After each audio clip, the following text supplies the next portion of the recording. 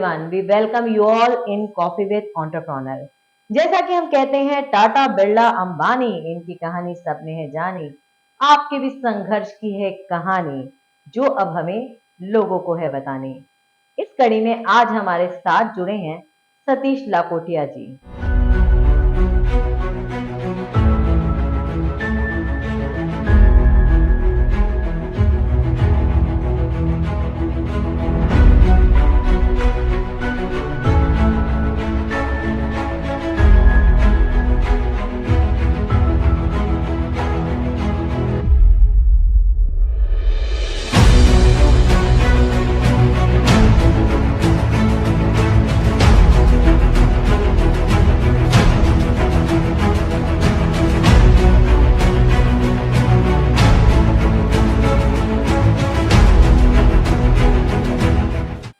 Computers एक common चीज है जो सब इस्तेमाल करता है, बोलते कंप्यूटर, पर कंप्यूटर को असली लोगों तक पहुंचाने का जिम्मा किया था लाकोटिया कंप्यूटर्स ने। और इस जर्नी को स्टार्ट किया था लाकोटिया कंप्यूटर्स की 1100 ब्रांचेस ऑल ओवर इंडिया में लेकर आए मिस्टर सतीश लाकोटिया। इसके अलावा लारिका स्टेट का आपने नाम सुना होगा। जी हाँ, लारिका स्टेट के को फाउंडर ओनर हमारे साथ सतीश लाकोटिया जी हैं। इनकी जर्नी के बारे में, ये कहाँ कहाँ क्या क्या है, वो भी हम बताएंगे। इसके पहले सतीश लाकोटिया जी का वेलकम करते हैं हमारे शो में। हेलो सर, आपको माहेश्वरी समाज अपना जेम समझता है, एक हीरा समझता है, तो हमने सोचा क्यों ना इस हीरे को एक्सप्लोर किया जाए और सबको बताया जाए आपके बारे में।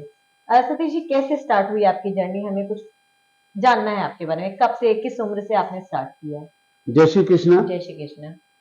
मैंने ग्रेजुएशन की 17 साल की उम्र में, बिकॉज क्लास 2 से मेरे को क्लास 5 में प्रमोशन मिला था, और उसके बाद मैंने लॉ ग्रेजुएट हूँ। बिजनेस मैंने 18 साल की उम्र से चालू किया था। सबसे पहले तो मैंने लॉ बुक सेलिंग का बिजनेस चालू किया था, बिकॉज कैपिटल थी नहीं। मैंने 1000 रुपए से ये बिजनेस चालू करके फिर धीरे धीरे मैंने पब्लिकेशन में अपना कदम बढ़ाया। और शुरू से मेरे सोशल वर्क की बहुत आदत थी और मेरा पैशन था सोशल वर्क। जो हमारे अपने भाई बहन हैं जो हमसे कमजोर है, उनके लिए कुछ काम करना, उसके लिए शुरू से ही मैंने काफी एक्टिविटीज किया था। और 1968 में मैं पहले लियो प्रेसिडेंट बना था।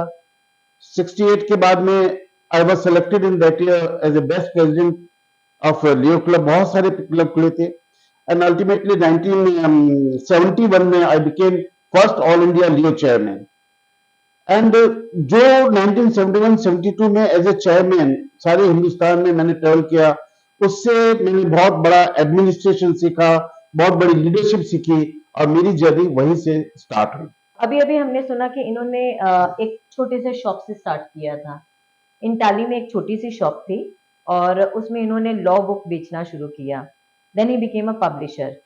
Wanted to know that journey, ताकि लोगों को पता चल सके कि आपने कैसे शुरुआत किया, कैसे वो इतना बड़ा, इतना करोड़ों का बिजनेस वो कैसे बन गया। मेरा शुरू से ही एक इंटरेस्ट था कि कुछ मार्केट में जो चल रहा है उससे हट के हो, नया कुछ इनोवेशन हो, नया कुछ आइटम हो, जिसमें रिस्क जरूर होती है, लेकिन अल्टीमेट सक्सेस उसी को मिलती है जो कि समथिंग न्यू डेवलप करता है।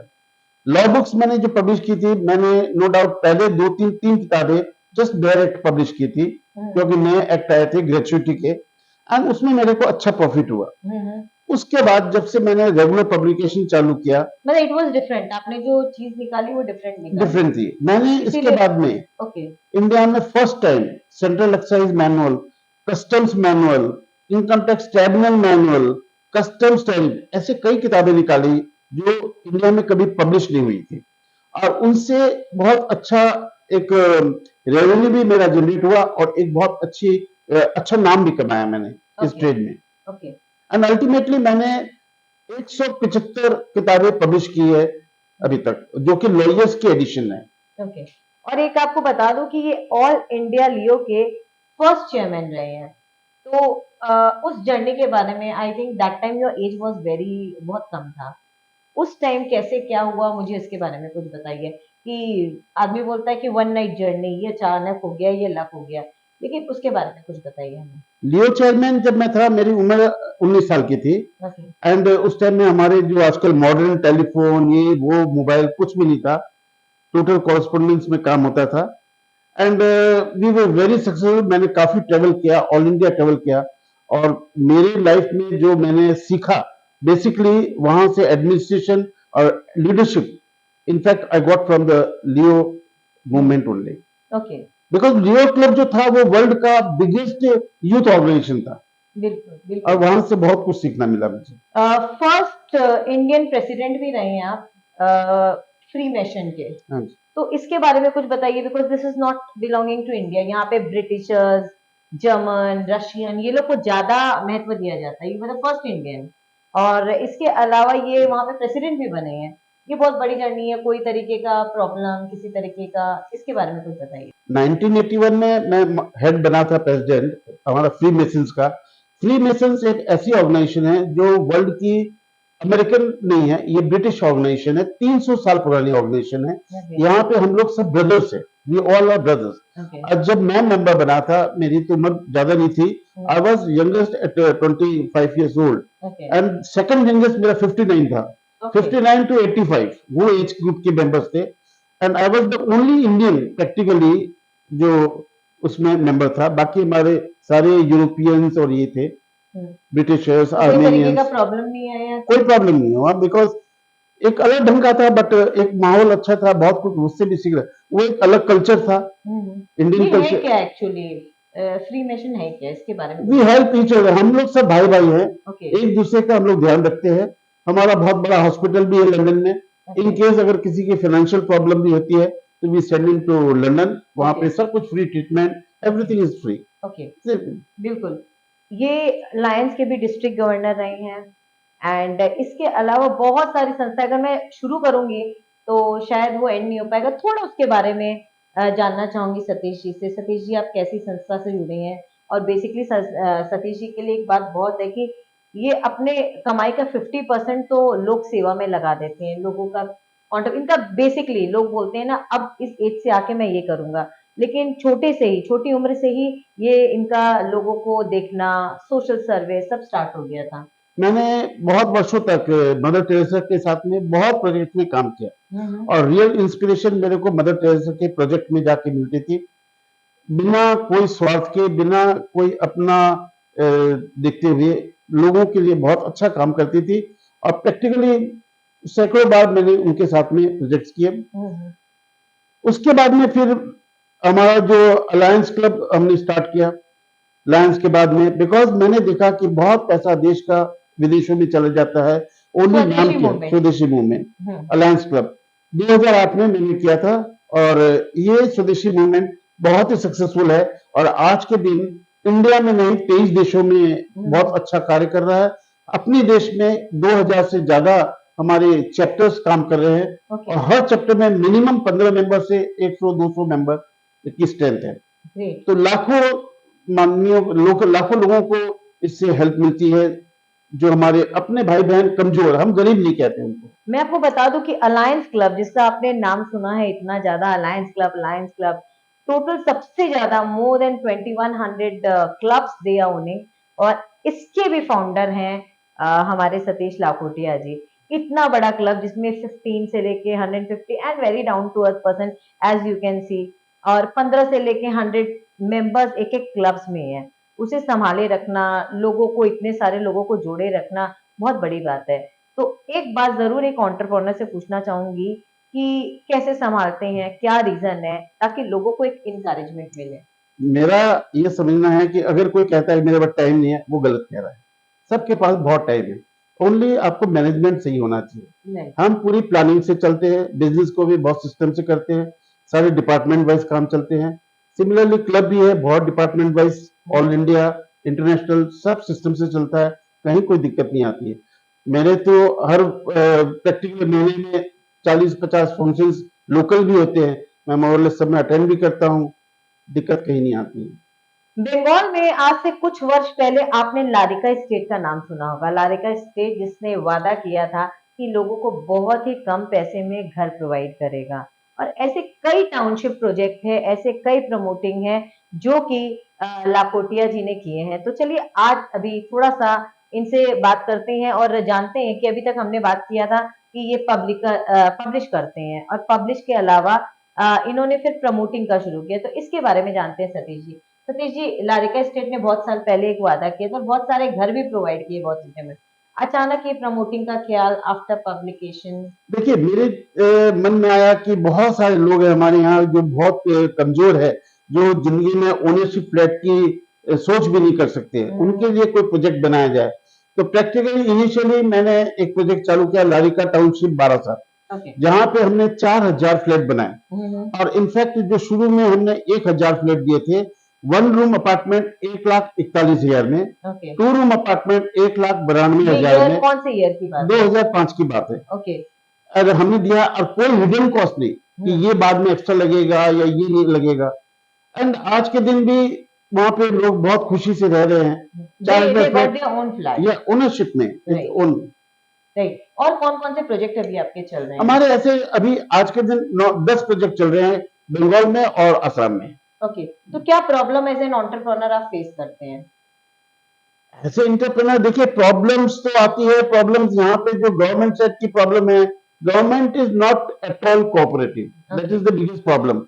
यहाँ पे वर्किंग करना जेन्युइनली बहुत प्रॉब्लम होता है, बट ऐसे बिजनेस में you can not do anything. And कई बार कई लोग तो यहाँ से छोड़ छोड़ के चले भी गए हैं दूसरी स्टेट में, लेकिन मेरा ऐसा कोई विचार नहीं है। एक एंटरप्रेन्योर क्या बहुत अच्छे से अपना बिजनेस चला पाता है? क्या उसे मुसीबत का सामना नहीं करना पड़ता है? ऐसे बहुत सारे सवाल हैं जो कि उभरते हुए लोगों के सामने आता है। कैसे इन्होंने 1100 ऑल ओवर इंडिया में सेंटर खोले, किस तरीके से ये आगे बढ़े, क्या क्या डाउनफॉल हुए, क्योंकि लाइफ में डाउनफॉल होती है तो उसके बाद कैसे उठे। तो इसके बारे में सतीश जी से अच्छा और कौन बता सकता है? सतीश जी।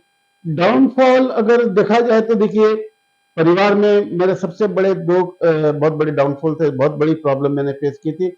2001 में मेरा ब्रदर रोड एक्सीडेंट में डेथ हो गई थी और 7 साल पहले मेरी डॉटर की डेथ हो गई थी। ये दोनों ही मेरे लिए बहुत दुखद पीरियड था मेरा।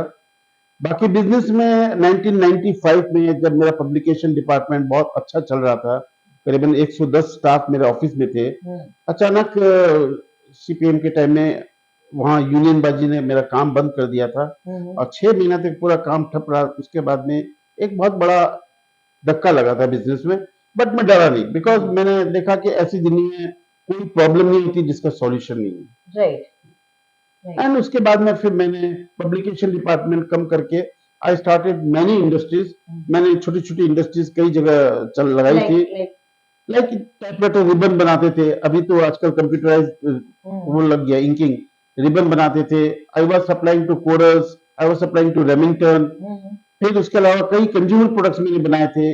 मेरे सारे प्रोडक्ट एक्सक्लूसिव प्रोडक्ट थे, हट के मार्केट में जो रूटीन चलता है वैसे नहीं थे। एक मैंने एक्यूप्रेशर सैंडल बनाया था, जिसमें आपने काफी मनी भी पब्लिकेशन में लगाया, करोड़ों रुपए मैंने खर्च किए थे पब्लिसिटी में भी, and that was also very successful venture. What was it? हमें इसके बारे में बताइए। एक वो health sandal first time in India, मेरा पेटेंट भी था, जो हमने 1996 में मैंने चालू किया था। एंड उसको पहनने से पूरा बॉडी में सर्कुलेशन बहुत अच्छा हो जाता था। It was very successful. Okay, वो काफी मार्केट में चला था। काफी मार्केट में चला था और इतनी डिमांड थी कि हम सप्लाई नहीं दे पाते थे। एक एंटरप्रेन्योर की जर्नी आपने देखा आसान नहीं होती है। अभी सतीश जी से हमने देखा कि किस तरीके से इनका चलते हुए बिजनेस कई बार बंद हुए, लेकिन इन्होंने हौसला नहीं हारा। इन्होंने कहा मैंने सुना होगा तो मैंने इनके डाउनफॉल की बात करी, तो इन्होंने बिजनेस के डाउनफॉल की बात नहीं की।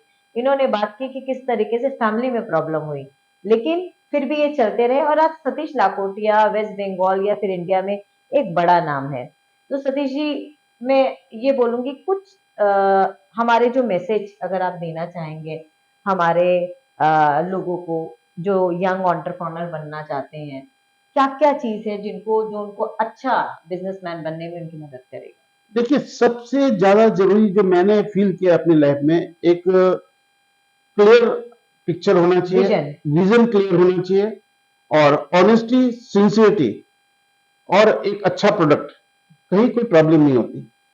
लोगों को ये लगता है मेरा प्रोडक्ट, मेरा बिजनेस शायद उतना अच्छा नहीं है जितना दूसरे का अच्छा है, लेकिन हर बिजनेस में ट्रिमेंडस स्कोप है। और कोई भी बिजनेस को अगर ढंग से चलाएं, कस्टमर को पूरा सेटिस्फेक्शन से काम करें, कहीं कोई दिक्कत नहीं होती। ये मेरा अपना पर्सन है। और सबसे ज्यादा जीवन में अगर काम आता है ऑनेस्टी एंड सिंसियर। एक सवाल मैं और पूछना चाहूंगी, as is a successful entrepreneur, आप जानते हैं कि एंटरप्रेन्योर से बात करके और ज्यादा मोटिवेशन लेने का तो मुझे ज्यादा है, तो मैं एक क्वेश्चन पूछना चाहूंगी। लोग कहते हैं एक ही इंडस्ट्री में चिपके रहो, अगर आगे बढ़ना है तो बार बार अपने चीज को, अपने डायरेक्शन को मत बदलो, उसी डायरेक्शन में चलते रहो, सक्सेस आएगा। How far is this justified? जो एक ही इंडस्ट्री में अगर चलता रहेगा तो उसकी सक्सेस नहीं होगी, उसकी डाउनफॉल होनी है। क्यों? टाइम हर समय चेंज होता जा रहा है। जो 20 साल पहले था वो नहीं है, जो 10 साल पहले था वो नहीं है, 5 साल पहले था वो नहीं है। आज के 30 साल पहले कोई कंप्यूटर नहीं जानता था, आज एवरीथिंग इज कंप्यूटराइज। आज मोबाइल पे जितना काम होता है, लैपटॉप पे जितना काम होता है, पहले उतना काम ऑफिस में 40 साल पहले होता था। अगर मॉडर्नाइजेशन नहीं करे, या जो सिस्टम अभी नए इंट्रोड्यूस हुए उसमें नहीं जाए, या जो भी प्रोडक्ट है अगर उसका सिस्टम चेंज नहीं करे या नए प्रोडक्ट्स नहीं लाए, आदमी सक्सेस नहीं होगा। क्योंकि हर चीज की एक लाइफ होती है बिजनेस में, और जैसे समय होता है समय के हिसाब से मॉडर्नाइजेशन करना और नए प्रोडक्ट लाना, और क्या मार्केट में चल रहा है उससे बेटर लाना, तभी बिजनेस बढ़ सकता है। तभी सतीश लाखोटिया जी न केवल आपके इतने सारे हाउसिंग स्टेट बनाने में लगे हुए हैं, बल्कि इनकी एलईडी फैक्ट्री भी है बहुत बड़ी। तो एलईडी फैक्ट्री, और आपने देखा होगा कि समय के साथ साथ ये इन्होंने एक्यूप्रेशर चप्पल की बात की, टाइपराइटर रिबन की बात की, पब्लिकेशन की बात की, और अब इनसे जानते हैं कि जो प्रेजेंट में इनकी जो फैक्ट्री है एलईडी फैक्ट्री, उसके बारे में कुछ बताएंगे सतीश जी हमें। जी, हमारी फैक्ट्री बारासात में है, जहाँ पे ऑटोमेटिक प्रोसेस से हम लोग सब तरह की एलईडी लाइट्स बनाते हैं। सबसे छोटी लाइट से लेके बड़ी से बड़ी स्ट्रीट लाइट, इवन गवर्नमेंट की काफी बड़ी हमारी सप्लाई है। और उसके साथ कंज्यूमर प्रोडक्ट्स भी कई है, जैसे पंखे हैं, मिक्सी है, ये भी हमारे लारिका ब्रांड में हम बनाते हैं। मतलब लारिका में ही आ जाता है। लारिका में बनाते हैं, और हम कुछ इंडिया के प्रोमिनेंट ब्रांड्स है उनको भी बना के सप्लाई करते हैं उनके ब्रांड में। So that was Satish Lakhotia ji. मैं जाते जाते इनसे एक सवाल पूछना चाहूंगी कि आप अपने माहेश्वरी भाइयों को, they have started a business organisation, Maheshwari have started, what message you want to give, कैसे सक्सेसफुल और हो सकते हैं वो? देखिए, महेश्वरी भाई जो हमारी इस ऑर्गेनाइजेशन, जो नई ऑर्गेनाइजेशन में समझिए, एक तो उनका बोर्ड बहुत स्ट्रांग है एंड विजन बहुत क्लियर है, क्योंकि उनका कोई बिजनेस मोटिव नहीं है। The main motive is to promote our Maheshwaris and each other. And ये जो नेटवर्क होगा, ये नेटवर्क से मुझे पूरा विश्वास है कि जितने मेंबर्स है उनको बहुत बड़ा बेनिफिट मिलेगा। बिकॉज आज के मॉडर्न जमाने में जो बिजनेस है, mainly it depends on your network. तो this was mister Satish Lakhotia ji. Hope करती हूँ कि आपको इनकी जर्नी काफी अच्छी लगी होगी, क्योंकि मैं तो काफी इंस्पायर हुई हूँ, मुझे काफी अच्छा लगा। मुझे एक बात का और नॉलेज मिला कि एक धंधे पे मत टिको, मल्टीपल धंधे कर सकते हो अगर तुम्हारे अंदर वो जज्बा है कि यू कैन डू इट। तो चलिए अगली बार एक और एंटरप्रेन्योर से मिलेंगे, उनकी जर्नी के बारे में बात करेंगे और जानेंगे कि कैसे वो इतने ऊपर अर्श पे आए फर्श से। तब तक के लिए नमस्कार।